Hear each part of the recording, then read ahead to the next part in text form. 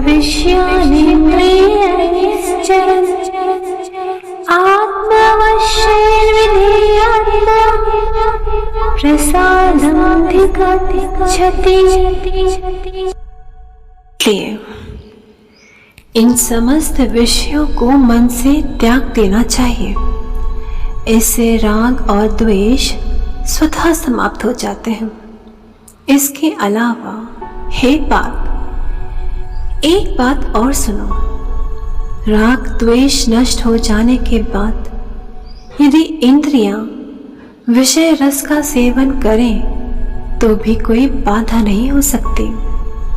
जैसे आकाश में रहने वाला सूर्य अपने किरण रूपी हाथों से जगत का स्पर्श करता है, पर फिर भी उसके साथ जगत के संसर्ग दोष का संपर्क नहीं होता, वैसे ही जो पुरुष इंद्रियों के विषयों के लोभ के फेरे में नहीं पड़ता और काम क्रोधादि का परित्याग कर नित्य आत्मानंद से भरा पूरा रहता है, उसे उपभोग के विषयों में भी आत्मता के सिवाय और कुछ भी नहीं सूझता। फिर तुम्हें बताओ कि ऐसी दशा में किसके लिए कौन से विषय बाधक हों? भैया अर्जुन, यदि जल से जल को डुबाया जा सकता हो अथवा आग से आग को जलाया जा सकता हो, तभी ऐसे परिपूर्ण मनुष्य को विषय भी अपने पास में आबद्ध करके व्याकुल कर सकते हैं। इस प्रकार जो मनुष्य भेद रहित होकर केवल आत्म स्वरूप में ही स्थित रहता है, निसंदेह उसे स्थित प्रज्ञ जानना चाहिए। प्रसाद सर्वदुःखानां हानिरस्योपजायते प्रसन्नचेतसो हासो बुद्धिः पर्यवतिष्ठति। अर्थात जिस चित्त में आनंद निरंतर डेरा डाले रहता है, उसमें संसार संबंधी दुखों की घुसपैठ हो ही नहीं सकती। जैसे किसी व्यक्ति के जठर में अमृत का झरना होने से उसे भूख प्यास नहीं सताती, ठीक उसी प्रकार जिसका अंतःकरण आनंद से ओतप्रोत रहता है, फिर उसे भला दुख कहाँ? उसकी बुद्धि तो स्वतः परमात्मा में ही लगी रहती है। जैसे वायु रहित जगह पर रखा हुआ दीपक कभी हिलता डुलता नहीं, निरंतर जलता रहता है, वैसे ही योग से युक्त व्यक्ति की बुद्धि भी स्वस्वरूप में स्थिर रहती है। नास्ति बुद्धिर्युक्तस्य न चायुक्तस्य भावना न चाभावयतः शान्तस्य कुतः सुखम्। अर्थात स्थिर बुद्धि की यह शक्ति जिसके अंतःकरण में नहीं होती, उसी पर सत्व रज और तम इन तीनों गुणों के सहयोग से विषयों का जाल फैलता है। हे पार्थ, ऐसे लोगों की बुद्धि कभी स्थिर नहीं रहती और ना ही कभी उनके अंतःकरण में स्थिर बुद्धि की परिकल्पना ही उदित होती है। हे अर्जुन, स्थिरता की परिकल्पना यदि मन में उदित ना हो तो फिर भला शांति कैसे प्राप्त हो सकती है? जैसे पापी मनुष्य के पास मोक्ष कभी फटकता नहीं, वैसे ही जहाँ शांति का उद्गम नहीं होता, वहाँ सुख कभी भूलकर भी नहीं जाता। हे अर्जुन, देखो, जब आग पर भुने हुए बीजों में से अंकुर निकल सकते हो, तभी यह समझो कि अशांत मनुष्य को भी सुख प्राप्त हो सकता है। तात्पर्य कि मन की अस्थिरता ही दुखों का मूल कारण है। इसलिए इंद्रियों को अपने अधीन रखना ही सबसे उत्तम है। इंद्रियाणां हि चरितं यन्मनो अनुविधीयते ततस्य हरति प्रज्ञां वायुर्नावमिवाम्भसि। अर्थात जो मनुष्य इंद्रियों के कथानुसार ही सारा का सारा काम संपन्न करता हो, वह यदि इस विषय रूपी समुद्र में तरता हुआ भी दृष्टिगोचर हो तो भी सचमुच में कभी भी उसका तारण नहीं होता।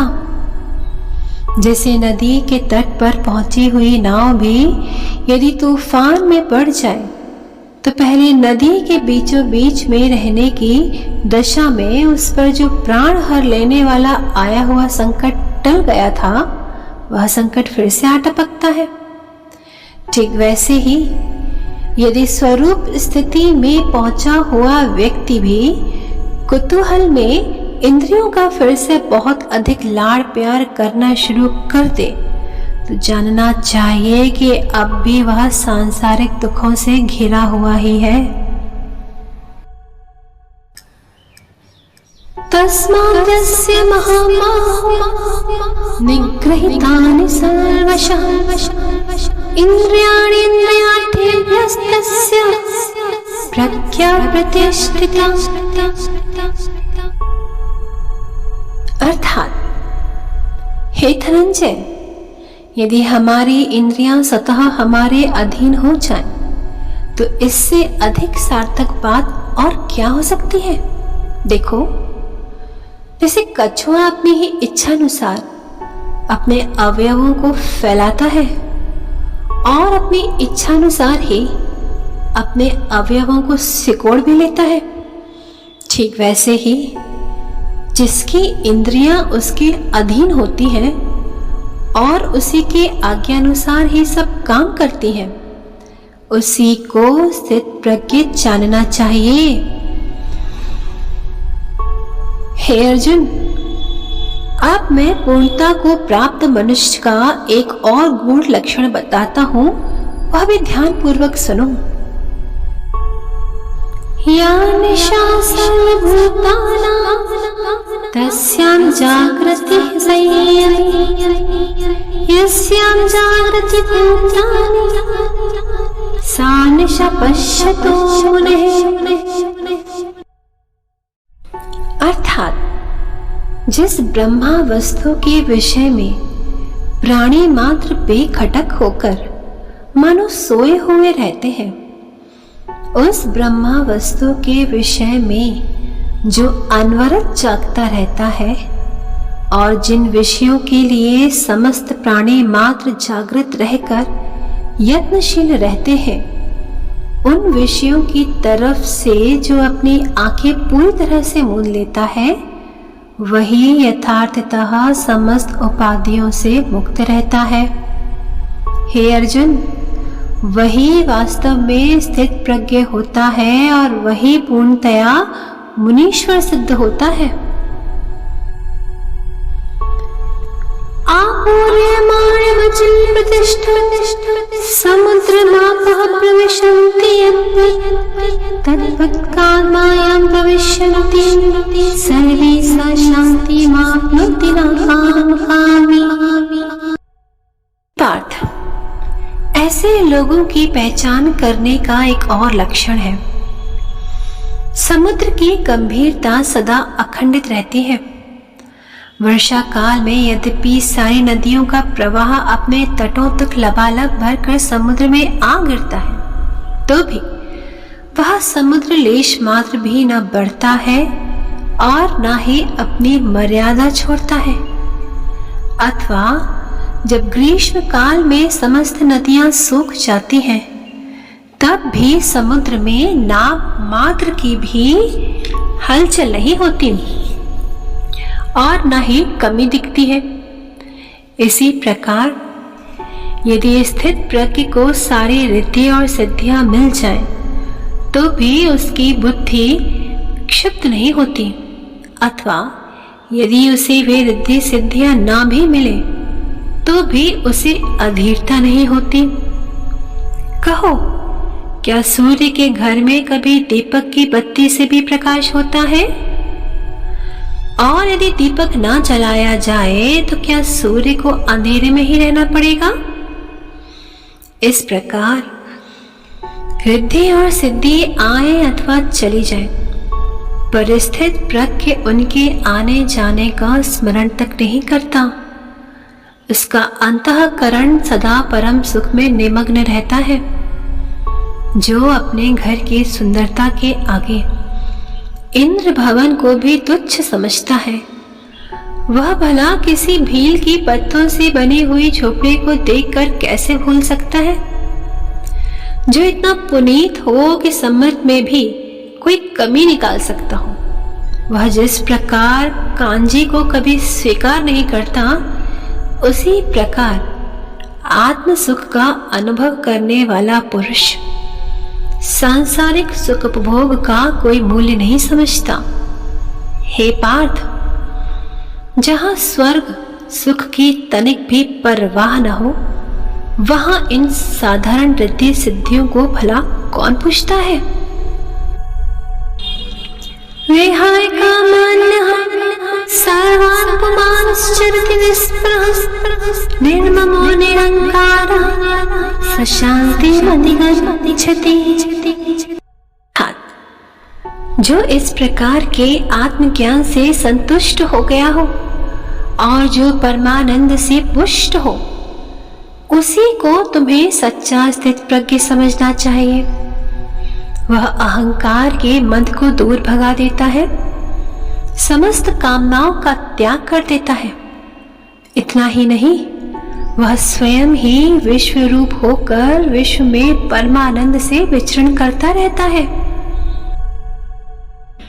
ईशा ब्राह्मे स्थितिः पार्थ नयनं प्राप्य विमोहयति स्थित्वा स्यामन्तकाले अपि ब्रह्मा निर्वाणमच्छति। अर्थात इस निसीम ब्राह्मी स्थिति का अनुभव करने वाले निष्काम मनुष्य को बिना कष्ट उठाए ही पर ब्रह्मा की प्राप्ति हो जाती है।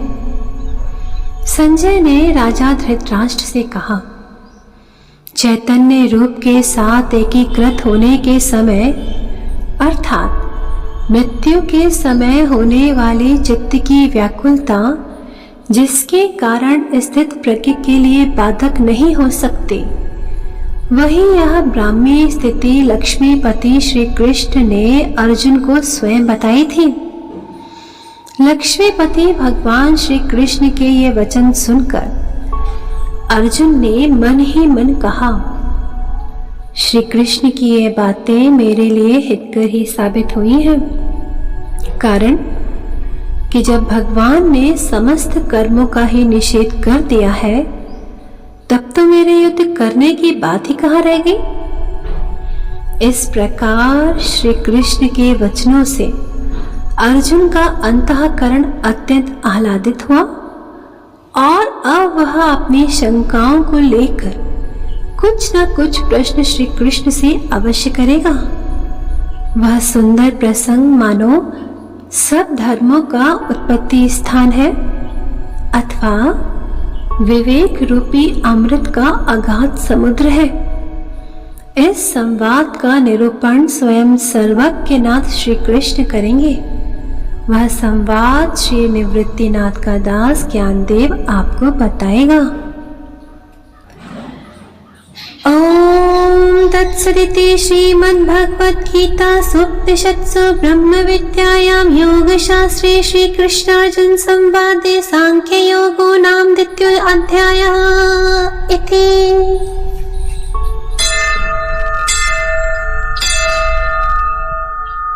प्रसिद्ध श्री ज्ञानेश्वरी के अमृत वचनों का पुण्य श्रवण करते रहें एवं इस निःशुल्क किंतु अमूल्य वाणी का लाभ अपने सभी इष्ट मित्रों को भी पहुंचाते रहें। श्री हरि।